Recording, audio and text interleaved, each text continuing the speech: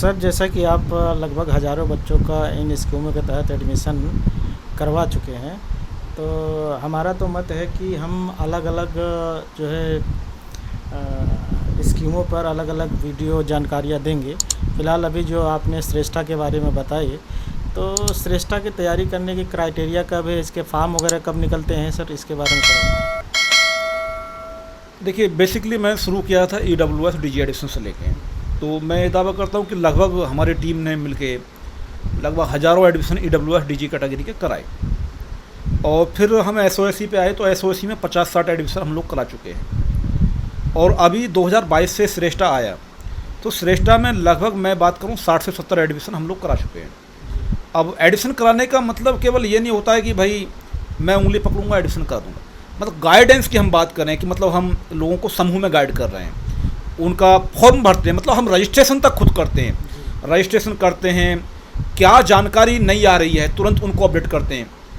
हमारे लोगों को ये पता नहीं चल पाता है कि रजिस्ट्रेशन भी कब से शुरू हुए, तो उन लोगों को ये बताने के लिए हमको लगता है एज ए सामाजिक कार्यकर्ता, जब मैं समाज में जाता हूँ तो मैं ये पूछता हूँ कि भाई आपका बच्चा कौन सी क्लास में पढ़ता है।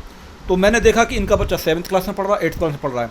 उसका नाम सेव कर लिया, डायरी में लिख लिया, उसको एक ग्रुप में डाल दिया, एक श्रेष्ठा का ग्रुप बनाया। और श्रेष्ठा का ग्रुप बनाने के बाद मुझे ये लगा कि ये बच्चा 8th क्लास में पढ़ रहा है, तो अब इसको जो है ये फॉर्म भरवाना है। तो वो सारा ग्रुप बनाने के बाद जैसे श्रेष्ठा का हमारा रजिस्ट्रेशन शुरू हुआ, NETS का, national interest test for Shreshtha. Sir, हर साल में एक ही बार शुरू होता है, तो टाइम पीरियड क्या है इसका? आप ये बात करें, हम मार्च में लगभग शुरू हो जाता है, मार्च, अप्रैल और मई। अभी बात करें तो इस बार मई में हुआ, लास्ट ईयर बात करें 2022 में पहली बार मार्च में रजिस्ट्रेशन शुरू हो चुका था। तो हम ये ही मान के चलें कि मार्च में ही रजिस्ट्रेशन शुरू होते हैं। और मार्च में रजिस्ट्रेशन शुरू होने का मतलब ये है कि आपका बच्चा उसी साल, यानी कि 2023 की बात करें तो 2023 में जो 9वीं क्लास में बच्चे गए हैं और 11th क्लास में गए हैं, तो वो बच्चे ऑलरेडी मतलब 8th में पढ़ रहे होंगे और 10th में पढ़ रहे होंगे। यानी कि मार्च में जो बच्चे 8th और 10th पास करेंगे वो बच्चे श्रेष्ठा के तहत 9th में और 11th में जाएंगे। तो एज ए सामाजिक कार्यकर्ता मैं यही कहूँगा कि भाई आपको ऐसा लगता है कि आपके समाज के बीच में वो बच्चे हैं जो 8th क्लास में पढ़ रहे हैं और 10th क्लास में पढ़ रहे हैं, तो ये टर्निंग पॉइंट है। यदि आज मैं ये कह रहा हूँ कि यदि आपको ऐसा लगता है कि कोई बच्चा आपका परिवार का बच्चा हो सकता है, आपके जान पहचान का बच्चा हो सकता है, आपके रिश्तेदारी का बच्चा हो सकता है, या आप जब समाज के बीच में काम करेंगे तो वहाँ आपको एक ऐसा बच्चा मिल सकता है, तो जैसे आपको ये लगे कि ये 8th क्लास में बच्चा पढ़ रहा है, 10th क्लास में बच्चा पढ़ रहा है, आप तुरंत उसका नाम लिख लीजिए अपनी डायरी में। और हमारा व्हाट्सअप एक नंबर है, आप उस व्हाट्सअप पे उस बच्चे की डिटेल हमको भेज दीजिए, हम उसको उस श्रेष्ठा ग्रुप में ऐड कर देंगे।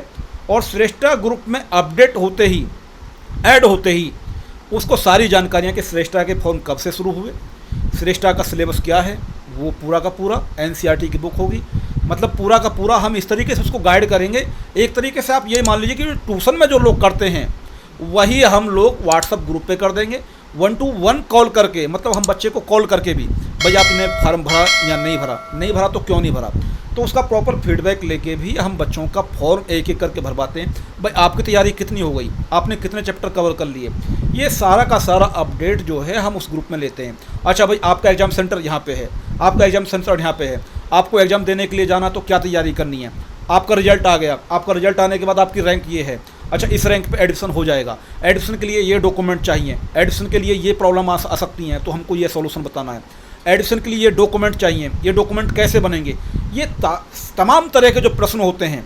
हम ये तो समझ सकते हैं कि भाई ये जो है बस गाइड ही तो कर रहे हैं, ये गाइड का मैटर नहीं है। An idea can change your life, एक स्लोगन चलाया था आइडिया कंपनी ने।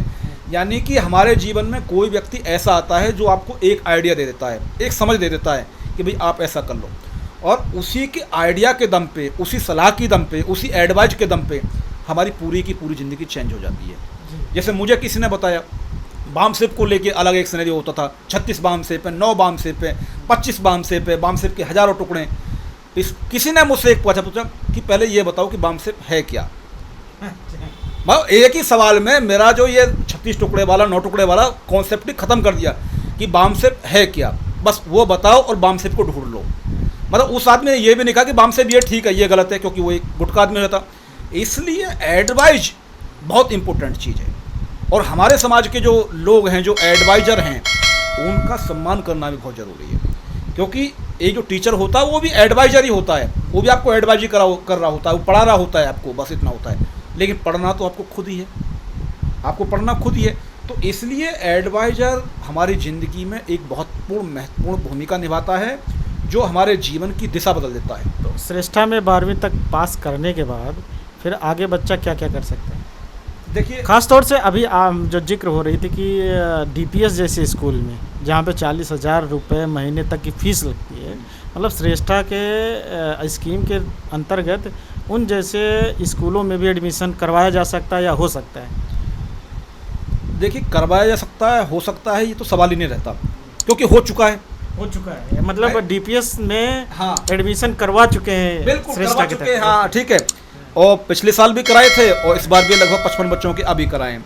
उन बच्चों का इंटरव्यू भी हम आपको दिला देंगे, रिजल्ट भी आपको शो कर देंगे, मेरी फेसबुक आईडी पे भी सर उनका। मैं ये जानना चाहूँगा कि जो श्रेष्ठा के तहत आपने इतना हायर बजट वाले स्कूल में एडमिशन कराया, उसमें कौन कौन से स्कूल हैं? यदि हम बात करें तो लगभग 160 स्कूल उसमें हैं। मैं मोटा मोटा एक मिनट में कुछ स्कूलों के नाम लेता हूँ। और ये मुझे क्यों ध्यान है? ये इसलिए ध्यान है कि उस पर लगातार काम किया है, तो इसलिए ध्यान है। वरना आप किसी से पूछोगे भाई आपके ये इलाके में कौन कौन से अच्छे स्कूल हैं, वो नहीं बता पाता। और मैं आपको ऑल इंडिया लेवल के स्कूल बता रहा हूँ। यदि मैं पंजाब की तरफ जाऊँ तो पंजाब में आपका श्री दशमेश है, जो आनंदपुर में है। आपके पंजाब में बात करें तो ANEE है, ठीक है, प्रताप स्कूल है। तो ये जो पंजाब के जो 5-6 स्कूल हैं, ये भी बड़े अच्छे स्कूल हैं। यदि हम हिमाचल की तरफ जाएँ तो आपका DPS शिमला है, आपका गुरु नानक देव है, आपका एक डलहौजी है। तो इस तरीके के स्कूल जो है आपके शिमला में हैं।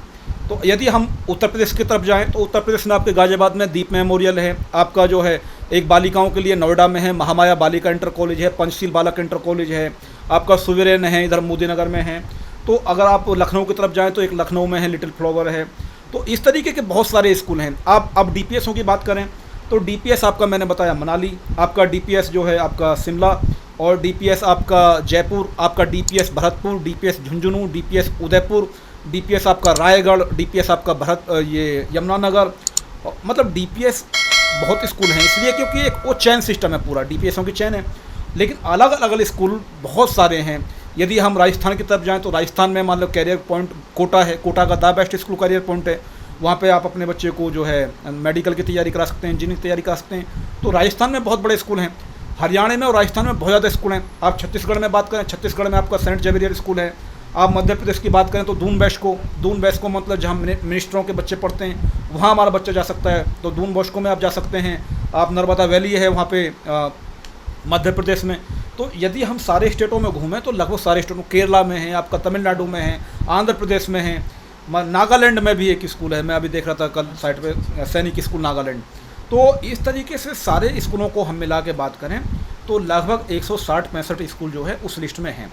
सर मैं अपनी बात करूं तो जैसे मैं बहुत एकदम इंटीरियर गांव का, हमारा शहर से भी 60-50 किलोमीटर हमारा गांव पड़ता है। अगर वहाँ के कोई बच्चा मतलब पढ़ने लिखने में अच्छा है, तेज़ है, तो उसका एडमिशन अगर हम श्रेष्ठा के तहत कराना चाहेंगे तो क्या उसका भी एडमिशन हो जाएगा इन स्कूलों में जो आप स्कूलों का नाम बता रहे हैं? देखिए, आंदोलन में रहते रहते मेरी इतनी समझ तो डेवलप हो चुकी है कि जो लोग मिडिल क्लास के हैं वो जागरूक हैं, और वो मिडिल क्लास में मैं वहीं आ रहा हूँ। तो इसलिए मेरा जो काम का जो फोकस है, जो हमारे समाज के लोग गांव में हैं, यदि मुझे ऐसा पता चल जाता है कि ये बच्चा गांव में है और बहुत टैलेंटेड बच्चा है, मैं उस बच्चे से पर्सनली फ़ोन पे बात करता हूँ, और लास्ट टाइम तक रजिस्ट्रेशन करने से लेके उसका सिलेक्शन होने तक का जो गाइडेंस है वो मैं करता हूँ। और यदि मुझे ऐसी ज़रूरत पड़ेगी कि इस बच्चे को वहाँ रहने में दिक्कत हुई है, तो सबसे पहले आवाज़ उठाने वाला व्यक्ति मैं हूँगा। ये मैं MNT के माध्यम से एकदम श्योर कर देना चाहता हूँ।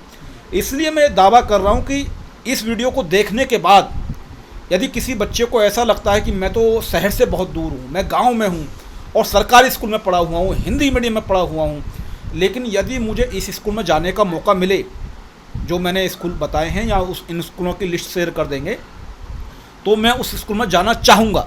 लेकिन वो जाना चाहेगा, ये उसकी एक ख्वाहिश होनी चाहिए। क्योंकि मैं कितना भी उसको खींचूँ, मैं उसकी कितनी भी उंगली पकड़ूँ यदि वो नहीं जाना चाहेगा तो दुनिया की कोई भी ताकत उसको वहाँ से नहीं निकाल सकती। वो वहाँ से जाना चाहता है, वो निकलना चाहता है, वो अपने गांव का, अपने समाज का, बाबा साहब अम्बेडकर का, ज्योतिबा फूले का, इस देश का नाम रोशन करना चाहता है, एजुकेशन सिस्टम में आगे बढ़ना चाहता है, तो निश्चित तौर पर हमारी तरफ से उसको पूरी मदद मिलेगी। यदि उसको ऐसा लगता है कि उसके पास कुछ ज़रूरी चीज़ों को खरीदने के लिए भी पैसे नहीं हैं, तो हम ये दावा करते हैं कि उस बच्चे को उन ज़रूरी चीज़ें खरीदने के लिए भी पैसे हम अरेंज कराएंगे। इतना तो हमें बामसेप ने सिखाया है, इतना तो हमने फूले अम्बेडकरी आंदोलन में रह के सीखा है कि यदि कोई ज़रूरतमंद है उसको पहचानना और उसकी मदद करना हमारे कैरेक्टर का एक हिस्सा है। हाँ ठीक, मतलब कहने का इंडिया के किसी भी कोने का अगर बच्चा हो, टैलेंटेड हो, हाँ, तो हमसे संपर्क करके, आपसे संपर्क करके बिल्कुल, वो बिल्कुल, बिल्कुल। मदद ले सकता है, हाँ, पूरी मदद दिया जाएगा एजुकेशन के क्षेत्र में। बिल्कुल। अपने दर्शकों की तरफ ये बताना चाहेंगे कि जैसा सर ने कहा कि हम एजुकेशन के क्षेत्र में पूरी की पूरी सर जो है मदद करते हैं।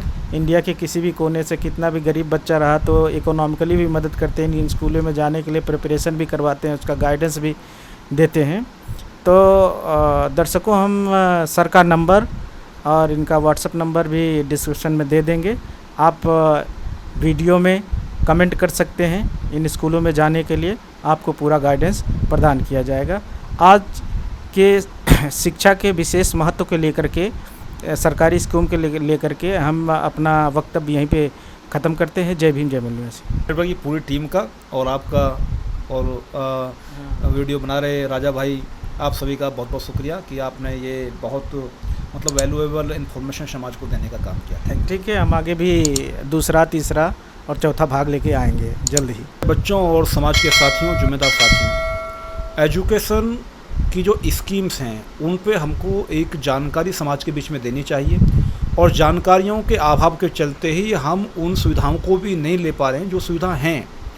तो इसलिए मुझे लगता है कि एजुकेशन से जुड़ी हुई जो जानकारियाँ हैं, वो जो स्कीम हैं, चाहे हम नवोदय पे बात करेंगे, चाहे सैनिक स्कूल पे बात करेंगे, चाहे EWS DG एडमिशन पे बात करेंगे, चाहे हम SOSC एडमिशन पे बात करेंगे, चाहे फिर हम श्रेष्ठा एडमिशन पे बात करेंगे, मुझे लगता है कि हम इस पे बहुत विस्तृत तरीके से बात करेंगे और MNT न्यूज़ नेटवर्क के माध्यम से हम इसकी एजुकेशन अवेयरनेस सीरीज चलाने की जो पहल है वो शुरू करेंगे, और एक एक एपिसोड में हम एक एक टॉपिक पे बात करेंगे। चाहे EWS से बात करेंगे तो EWS से बात करेंगे, हम SOSC पे बात करेंगे तो SOSC पे बात करेंगे, हम नवोदय पे बात करेंगे तो नवोदय पे बात करेंगे, हम सैनिक स्कूल पे बात करेंगे तो सैनिक स्कूल बात करेंगे, हम श्रेष्ठा पे बात करेंगे तो श्रेष्ठा पे बात करेंगे। मुझे लगता है कि हम आने वाले टाइम में आपको बहुत वैल्यूएबल इन्फॉर्मेशन जो आपके लिए, समाज के लिए और समाज के बच्चों के लिए बहुत ज़रूरी है, वो इन्फॉर्मेशन हम MNT के माध्यम से आपको देने की कोशिश करेंगे। इसी के साथ आप सभी साथियों को जय भीम, जय मौर्यवासी। MNT न्यूज़ नेटवर्क को सब्सक्राइब करें, लाइक और फॉलो करना ना भूलें। साथ ही बेल आइकॉन दबाकर जन जागृति की मुहिम में जुड़े रहें।